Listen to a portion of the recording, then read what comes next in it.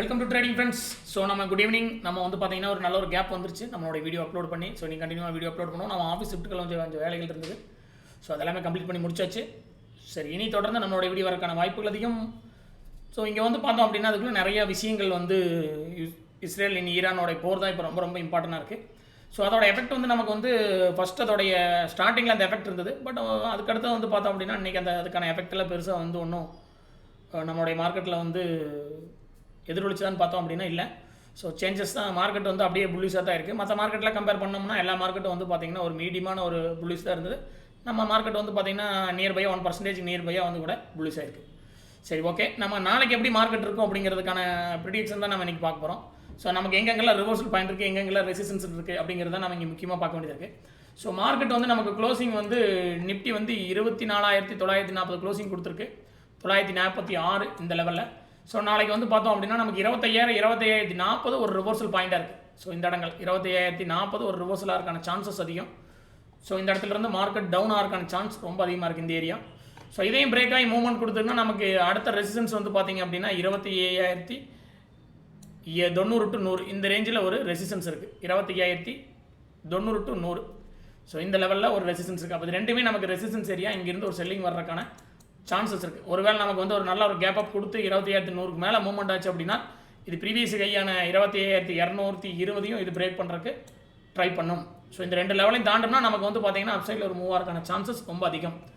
Maybe வந்து மார்க்கெட்டில் வந்து இந்த ரெண்டு லெவல்லையும் நமக்கு ரிவர்ஸோ இல்லை நாளைக்கு ஒரு கேப் டவுன் கொடுத்தது அப்படின்னாலும் ஸோ நமக்கு வந்து அடுத்ததாக சப்போர்ட்டாக இருக்கக்கூடியது 24,760 24,760 வந்து அடுத்ததாக ஒரு நல்ல ஒரு சப்போர்ட் லெவலாக இருக்குது. இங்கேருந்து மார்க்கெட் ரிவர்ஸலாக இருக்கான சான்ஸ் இருக்குது. பார்த்திங்கன்னா இங்கே ரெசிஸ்டன்ஸ்லேருந்து ரிவர்ஸலாக இருக்க சான்ஸ் இருக்குது. இங்கே பார்த்தோம் அப்படின்னா டவுன் சைடில் நமக்கு வந்து 24,760 டவுன் சைட்லேருந்து ரிவர்ஸலாக இருக்கான சான்ஸ் இருக்குது. மேபி இதை பிரேக் பண்ணி டவுன் கொடுத்து அப்படின்னா நமக்கு அடுத்த லெவலான 24,500 மிடில் பாயிண்டில் சப்போர்ட்டுங்கிறது 24,640 ஒரு மிடில் ரேஞ்ச் சப்போர்ட்டாக இருக்குது. ஸோ இதுதான் வந்து நாளைக்கான ஒரு மூமெண்ட்டாக இருக்குது.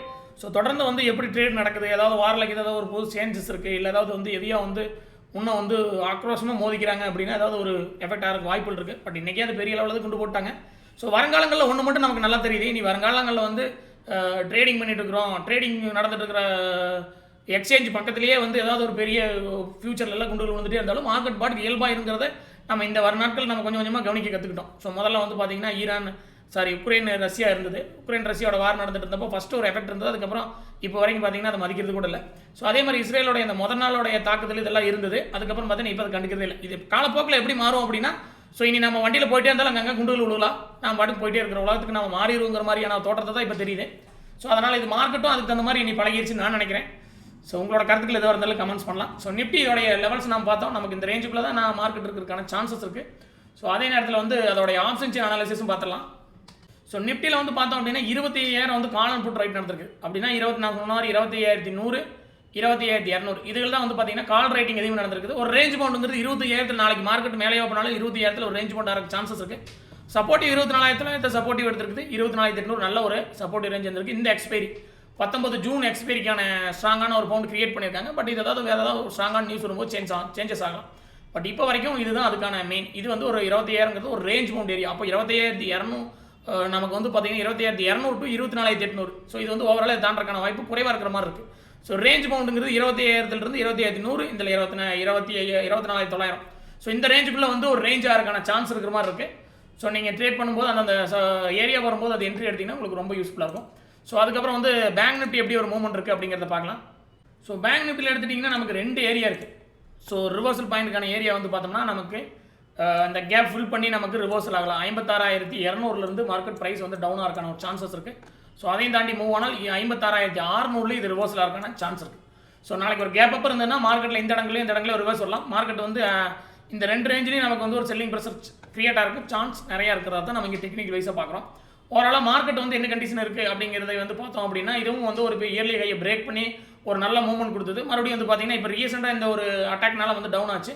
ஸோ டவுன் ஆனாலும் இப்போ வந்து 2 நாளாக ஒரு மூவ்மெண்ட் கொடுத்துருக்கு. பட் என்ன மூவ்மெண்ட் கொடுத்தாலும் இந்த டவுனுக்கு ஈக்குவல் மூவ்மெண்ட் இல்லை இது. ஸோ அதனால் இந்த 2 ஏரியா நமக்கு ரிவர்ஸலாக இருக்கான சான்ஸ் இருக்குது. 56,200 56,500 இந்த 2 ஏரியாவிலையும் ஸோ ப்ரைஸ் வந்து டவுனாக இருக்கான சான்ஸ் இருக்குது. இது ரெசிஸ்டன்ஸ் ஏரியா. ஸோ இந்த 2 லெவலுமே அதே நேரத்தில் வந்து டவுன் சைடில் வந்து பார்த்தோம் அப்படின்னா நமக்கு 55,500 தான் அடுத்த சப்போர்ட் இருக்குது. ஸோ இந்த இடத்துல இருந்து ப்ரைஸ் வந்து ஒரு அப்சைடில் ரிவர்ஸலாக இருக்க சான்ஸ் இருக்குது. ஸோ இது இந்த டவுன் சைடில் வந்து பார்த்தோம்னா 55,500, அதையும் மேபி பிரேக் ஆகி டவுன் கொடுத்தா 55,000.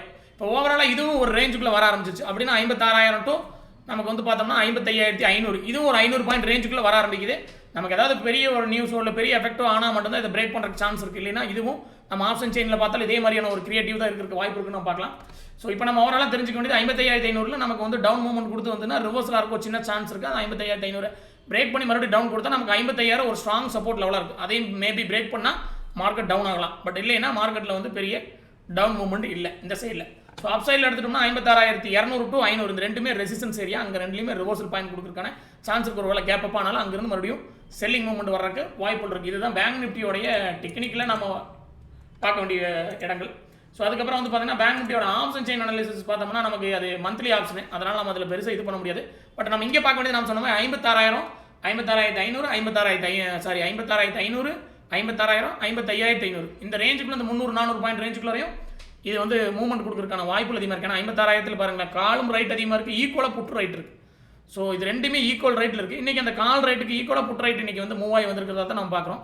அப்படின்னா மார்க்கெட்டை மறுபடியும் ஃபஸ்ட்டு வந்து 56,500 கொண்டு போகிறக்கான வாய்ப்புகளுமே அங்கே அது செல்லிங் வந்து புட் ரைட்டிங் இன்க்ரீஸ் ஆச்சு அப்படின்னா அடுத்த மூவ்மெண்ட் நடக்கலாம்.